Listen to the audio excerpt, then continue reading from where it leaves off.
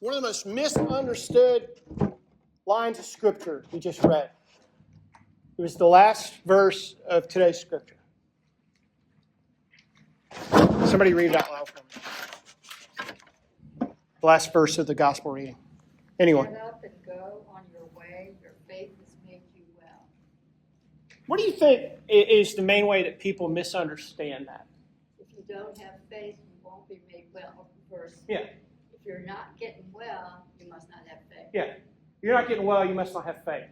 And that can also extend to you're not finding a job, you must not have faith. You're not making good grades, you must not have faith. You're not getting in the organization you want, you must not have faith.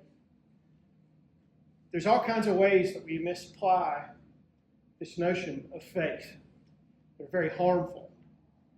And another way that people abuse it is that a lot of the religious hucksters will say, well, if you have faith, sow a seed of faith and then God will reward you. We turn faith into something that's an economy. We make it an economic thing. We make it something that you can hoard or you can have a lot of, and because you have a lot of this thing, it will spill over into your everyday life.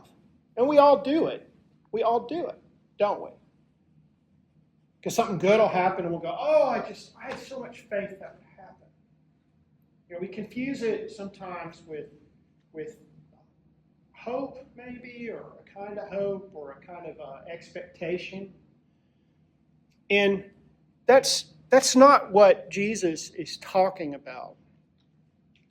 And in fact, I don't have to do a lot of linguistic gymnastics to make that happen. Because in this story, Jesus says what faith is. It's just the folks who put it down on paper chose to translate it a different way. I love the story of the lepers. You've got to picture this. There's 10 lepers. And to set things into the right context, a lot of times when people were told that they had leprosy, they really probably just had severe eczema. Or they probably had a severe skin allergy. There is a disease called leprosy. Anybody know the scientific name of leprosy? It's called Hansen's disease, if you want to know. We don't call it leprosy anymore. We used to have leper colonies all over the world because it was contagious by contact. There was a whole island in Hawaii called, I believe, Molokai, that was a colony of people with Hansen's disease. And now it's curable with antifungals, I believe, and antibiotics. So people still get it, but it can be cured. A lot of times in poorer countries, they get it. And so if you were seen to have this terrible rash, you would be sent off to live in a colony because you were unclean. And so Jesus, he sees these lepers, and he does what Jesus does. He just responds to them by healing them. He tells them to do what people were supposed to do when they were healed. He says, okay, go and present yourself to the priest. And really, the way this worked probably was that their skin cleared up, and then they were supposed to go show the priest that they were not unclean anymore, and that they could be welcomed back into the community. But then this 10th leper comes back to him. And he says to him, he's praising God with a loud voice.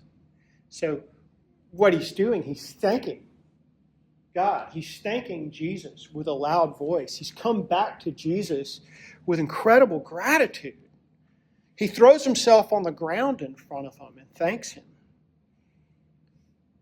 And there's this great line. It says, and he was a Samaritan. So he was not only a leper, he was the ultimate outsider for the people of Jesus' day. There were Jews of Samaria who believed that God was up on the mountain, and there were Jews down in Judah and Israel who thought that God was in the temple. And boy, they hated each other. And so this man was sort of a double outcast. And so the 9 other ones who we assume are just regular Judeans, regular citizens of Jerusalem, go to the temple. And the 10th one, the Samaritan, turns back to thank Jesus. And Jesus calls us out. He says, none of these other 9 came to thank me, but this 10th one, this foreigner, the Samaritan, came back. Wow. And he has this great misunderstood line. He says, get up. Now here's where there's a better translation. He says, get up. Get up. Your gratitude has saved you. It really says that. Your gratitude has saved you. In fact, the word that they use in this, I sound familiar. Eucharisto. Does that sound like anything? Yeah. Eucharist. He says, Ton Eucharisto. Your faith has made you well.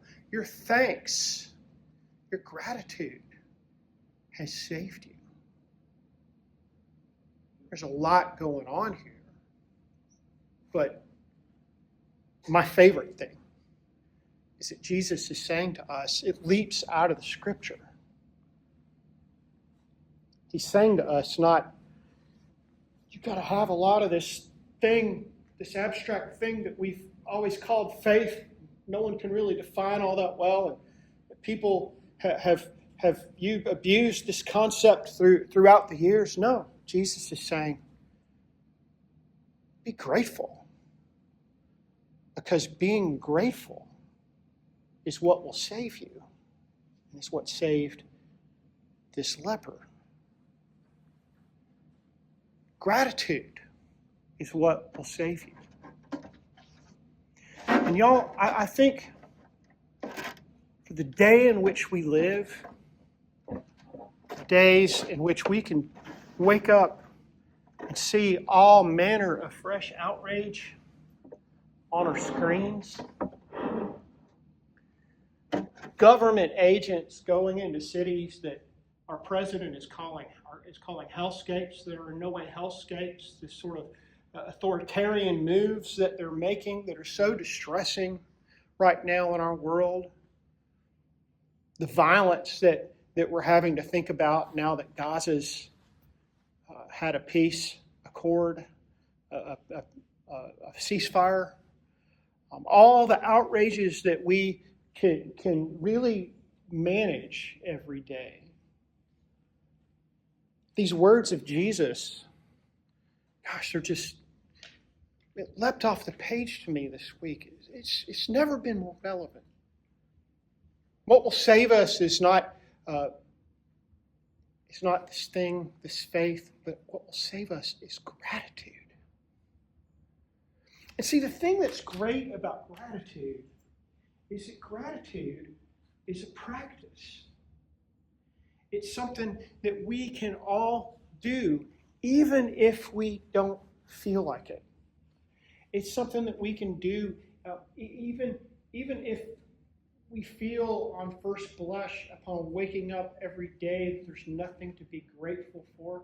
Y'all, we can always find things to be grateful for. I learned from the great saint Tony Robbins that a great practice for me, a great spiritual practice, is wake up every morning and name at least 10 things that I'm grateful for. Because when we sink into our gratitude in the midst of despair, when we sink into our gratitude in the midst of great joy, like the leper, when we rise to our gratitude on days when things are pretty good, we're remembering who we are. And we're remembering who God is. Because see, gratitude is the practice that reminds us every day that we are not God, first of all. Gratitude is the practice that reminds us that the good gifts around us are all gifts from God. Gratitude is the practice that reminds us that that we didn't create the world.